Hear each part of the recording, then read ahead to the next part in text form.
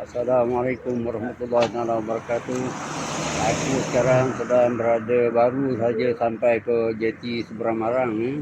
Mana pada petang ni insya-Allah kalau ada rezeki aku bersama dengan sahabat-sahabat aku ada 5 orang lagi ya akan turun mencanak lutung pada hari ini. InsyaAllah. Okey, aku nak kenalkan satu-satu antara player-player yang bersama aku ini. Pada petang ni, ini dia saudara Zabidi. Okey, itu dia. Nampak semangat. Tekong. Ini saudara Haji Hamid. Dia punya senyum tu mesti sotong besar ni. Tengok. Okey. Yang ketiganya saudara Tuan Rosli ya. Ni player ni memang orang lama ni.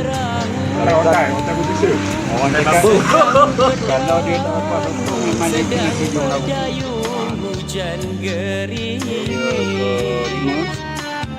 Keempat saudara Wan Malik. Dia hotel bisa kan ini. Sekali naik janggut ke naik. Ni mata player kita Haji Rahman. Tengok orang tengok muka tu dia manis. Yang putih macam sotong lah. Okey.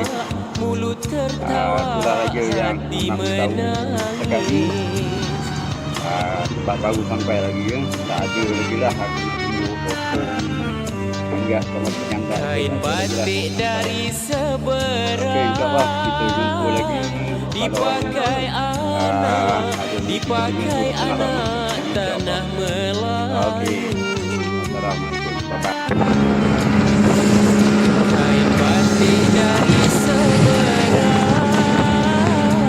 Dipakai anak, dipakai anak tanah Melayu. Apa arti kasih dan sayang?